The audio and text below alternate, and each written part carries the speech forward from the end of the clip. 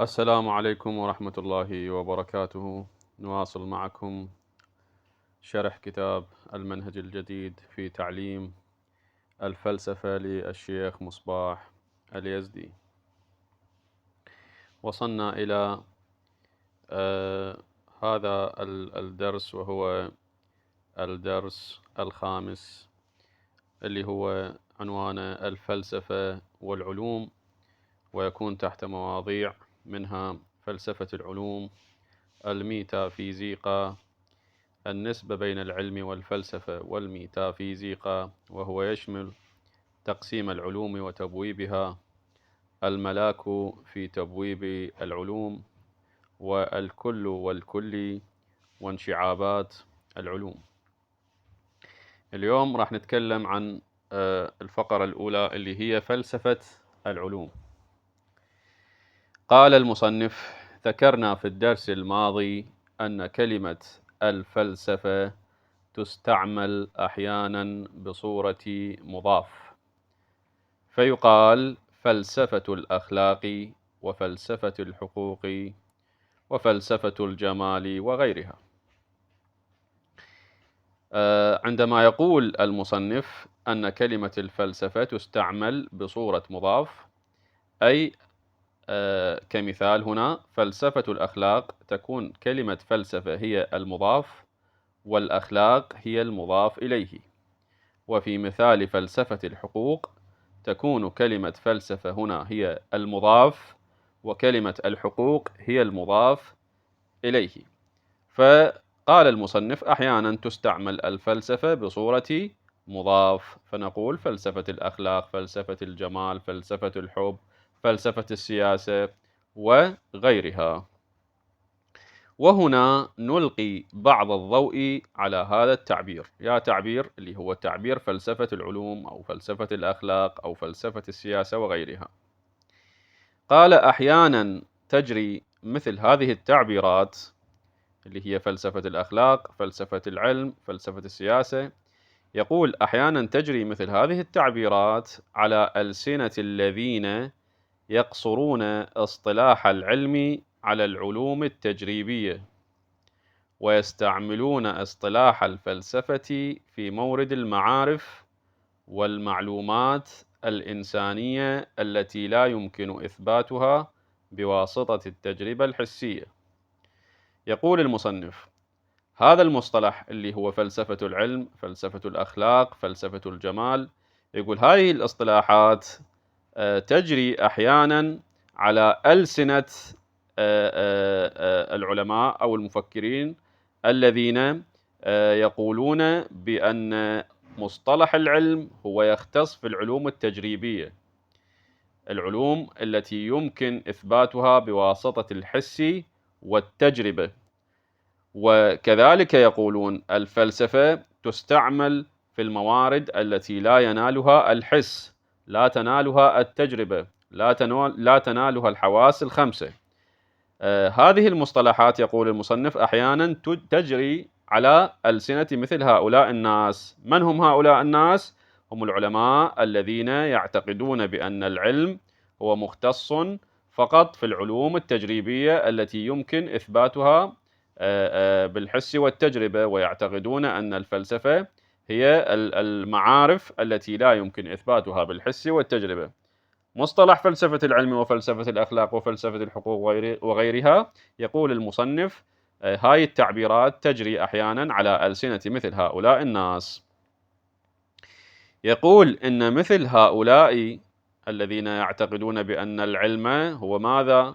هو فقط يختص بالأمور التي يمكن إثباتها بالتجربة، وأن الفلسفة لا يمكن إثباتها بالتجربة. يقول إن مثل هؤلاء مكان أن يقولوا، بدل أن يقولوا مثلا علم معرفة الله، بدلا عن ذلك فإنهم سيقولون فلسفة معرفة الله. لا يقولون علم معرفة الله، يقولون فلسفة معرفة الله. لا يقولون علم الأخلاق، بل سيقولون فلسفة علم الأخلاق. لا يقولون علم السياسة، بل يقولون فلسفة السياسة. فبدل أن يقولوا علم معرفة الله يقولون فلسفة معرفة الله، وبدل أن يقولوا علم الأخلاق يقولون فلسفة الأخلاق، وبدل أن يقولوا فلسفة الحقوق علم الحقوق يقولوا فلسفة الحقوق. أي أن ذكر مضاف إليه للفلسفة، من هو المضاف إليه؟ اللي هو مثلا معرفة الله، فلسفة معرفة الله، ففلسفة هي مضاف، ومعرفة الله هي ماذا؟ هي مضاف إليه. يقول المصنف أي أن ذكر مضاف إليه بين قوسين كمثال معرفة الله اللي هو مضاف إليه للفلسفة، يكون ذكر المضاف إليه فقط بهدف بيان لون المواضيع المبحوث عنها والإشارة إلى موضوعها. يريدون أن يقولوا أن الموضوع المشار إليه هو ماذا؟ هو موضوع فلسفي وليس موضوع علمي، فيضيفون المضاف إليه إلى كلمة الفلسفة فقط لبيان لون المواضيع المبحوث عنها والإشارة إلى موضوعها. هل موضوعها هو الله؟ هل موضوعها هو الكيمياء؟ هل موضوعها هو الفيزياء؟ وإلى غيرها. أي فهؤلاء يذكرون مضاف إليه لكلمة الفلسفة فقط بهذا الهدف. ثم يقول المصنف: وكذا الذين لا يعتبرون المسائل العملية والقيمية علمية. المسائل العملية احنا عندنا العقل العملي وعندنا العقل النظري. العقل النظري هو اللي يعني يهتم بدراسة الأمور النظرية، مثل معرفة الله، مثل معرفة السياسة، مثل عفوا مو السياسة، مثل معرفة الله، معرفة وجود الملائكة من غيرها.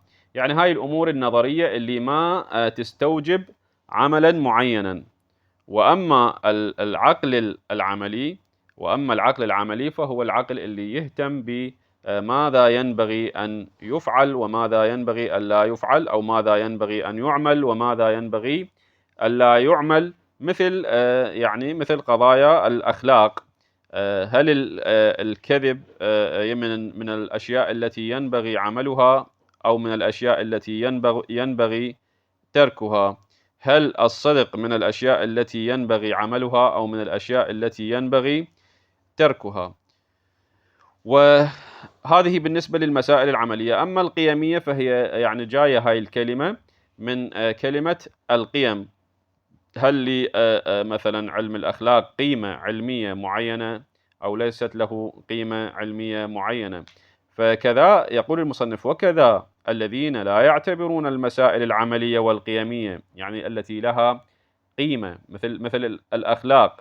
تقول إنسان هذا لديه قيم، لديه مبادئ، أي أنه يعني يمتلك صفات أو يتبنى صفات أخلاقية وقيمية معينة. المهم يقول المصنف: كذا الذين لا يعتبرون المسائل العملية والقيمية علمية، اللي ما يعتبرون المسائل العملية والقيمية ما يعتبروها علمية، وينكرون أن يكون لها رصيد خارجي وواقعي. يقولون هذه الأمور العملية اللي هي مثل الصدق والكذب ومثل القيم والمبادئ، هذه مجرد أمور نظرية ليس لها رصيد خارجي وواقعي، ما إلها قيمة علمية في الخارج. يعني مثلا الصدق ليس له قيمة علمية حسب ما يقولون، لأنه لا يمكن إثبات أن الصدق حسن بطريقة علمية. لا يمكن إثبات أن الكذب قبيح من خلال التجربة، هذا هم ما يعتقدون به. فينكرون أن يكون لهذه المسائل العملية والقيمية، ينكرون لها أي رصيد خارجي واقعي. يقولون ليس لها قيمة علمية لأنه ليست واقعية، إنما هي أمور يعني ناتجة عن رغبات الناس وميولهم. فربما تجد أمرا معينا عند شعب معين تجده حسنا، ونفس هذا الأمر تجده عند شعب معين، عند قبيلة معينة، عند مجتمع معين تجده قبيحا. فيقولون هذه المسائل القيمية والمسائل العملية والمسائل بصورة عامة اللي تتعلق بالأخلاق مثل الصدق حسن والكذب قبيح وغيرها، يقول هذه الأمور ما إلها قيمة علمية لأنها لا يمكن إثباتها بالتجربة والحس، وإنما هي استنتاجات ونظريات نابعة من رغبات الناس وميولهم. ناس من الناس أو مجتمع من المجتمعات رأى أن الصدق مفيد لهذا المجتمع، فتبنى فقال يجب أن يكون الناس صادقون مثلا، لأنه رأى ورغب في أن يطبق حالة الصدق على هذا المجتمع، لأنه رآها نافعة لهذا المجتمع.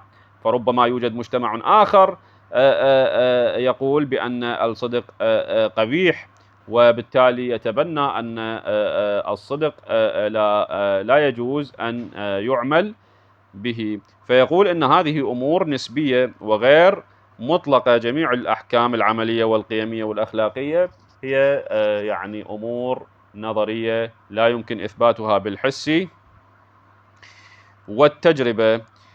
فيقول وكذا الذين لا يعتبرون المسائل العملية والقيمية علمية، وينكرون أن يكون لها رصيد خارجي وواقعي، ويتخيلون أن هذه الأحكام العملية والقيمية نابعة بشكل مطلق لرغبات الناس وميولهم، فإن هؤلاء الناس الذين يعتقدون بهذا الاعتقاد فإن هؤلاء يدرجون مثل هذه المسائل في مجال الفلسفة، يعني المسائل العملية والقيمية مثل علم الأخلاق وغيرها يدرجونها في مجال الفلسفة وليس في مجال العلم.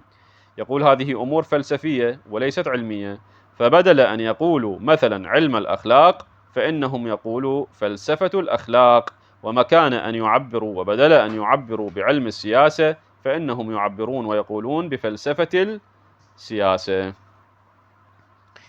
قال ولكنه أحيانا يستعمل هذا التعبير اللي هو فلسفة العلوم أو فلسفة الأخلاق وغيرها بمعنى آخر. شنو هذا المعنى؟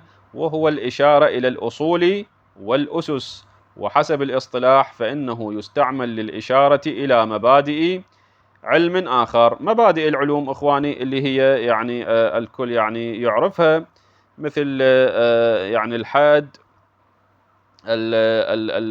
الواضع لهذا العلم، مثلا فائدة هذا العلم، موضوع هذا العلم، ثمرة هذا العلم. فيقول أحيانا يستعمل هذا التعبير للإشارة إلى الأصول والمبادئ الخاصة بعلم من العلوم، الخاصة بعلم من العلوم. زين. والبعض يلحق مواضيع من قبل يعني من قبيل نظرة تاريخية إلى ذلك العلم، وبيان لمؤسسه والهدف منه وأسلوب التحقيق في هذا العلم وكيفية تطور هذا العلم. وهذا يقول المصنف وهذا يشبه تلك المواضيع الثمانية التي كانت تذكر في مقدمة الكتاب باسم الرؤوس الثمانية. يقول البعض يشير بهذا المصطلح اللي هو فلسفة العلم، فلسفة الأخلاق، فلسفة السياسة إلى ماذا؟ إلى مبادئ العلم وإلى أصول العلم مثل الحد والثمرة والواضع وغيرها. والبعض الآخر يضيف إليه مواضيع من قبيل النظرة التاريخية لهذا العلم وأسلوب التحقيق في هذا العلم وكيفية تطور هذا العلم. يقول هذا الأمر يشبه تلك المواضيع الثمانية التي كانت تذكر في مقدمة الكتاب باسم الرؤوس الثمانية. الكتاب القدماء كانت عندهم المبادئ الثمانية أو الرؤوس الثمانية اللي كانوا يعني يهتمون بها قبل أن يشرعوا في تأليف الكتاب. هذه الرؤوس الثمانية اللي هي يعني مثل يعني هم الثمرة من العلم، هل هذا العلم فيه ثمرة أم لا؟ الغرض من العلم، العنوان، وصحة الكتاب، ومن أي صناعة هو، ومن أي أجزاء، وأي التعاليم المستعملة فيه، وهكذا. يعني أكو فد مبادئ ثمانية أو رؤوس ثمانية كما يعبر عنها سابقا.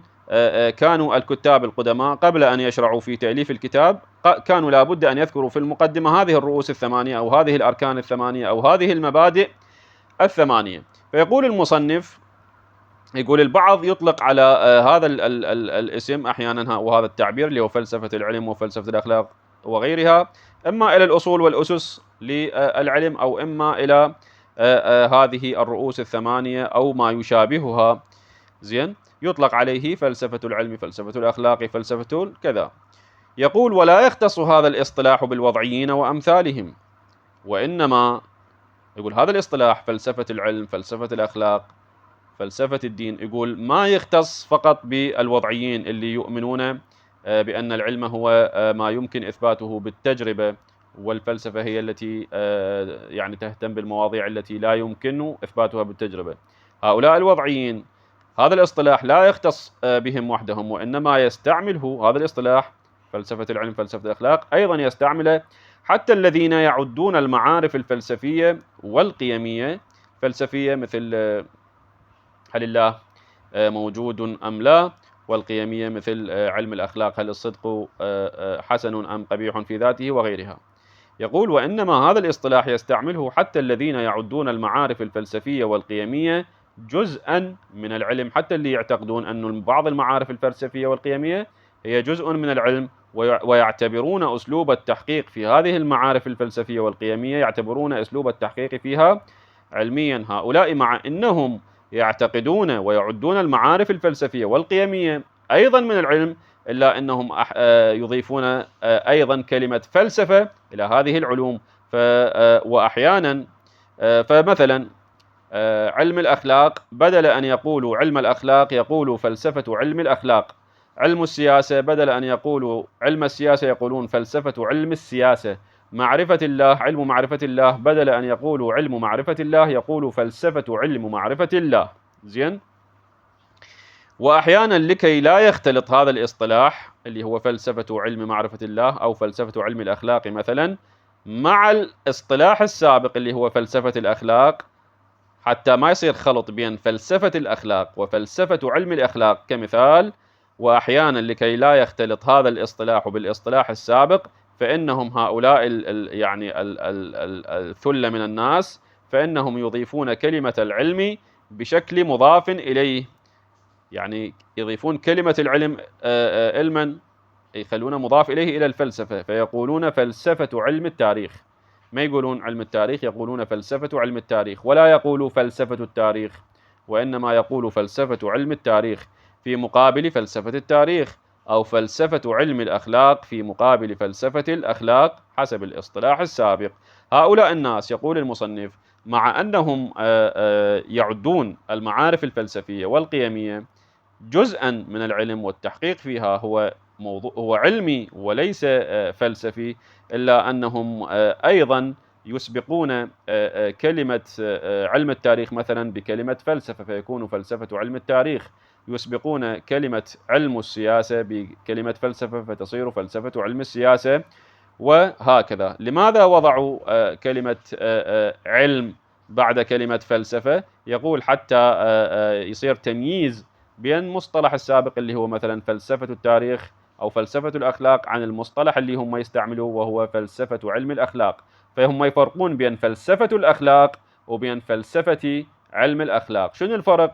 الفرق إذا تبنوا فكرة أو مفهوم فلسفة الأخلاق فإنهم بذلك يقولون أن الأخلاق ليس لها يعني مواضيع يقينية، مواضيعها ليست يقينية، وهي ليست علم يقيني، وإنما هي علم غير يقيني ومبني على استنتاجات ويعني تصورات.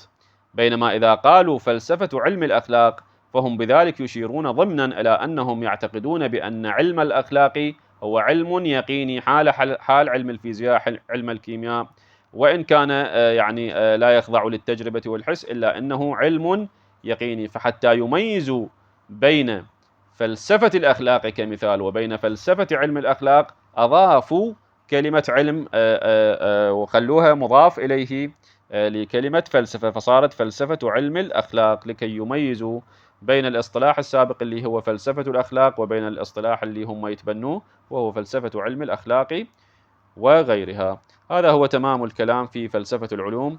شكرا لكم والسلام عليكم ورحمة الله وبركاته.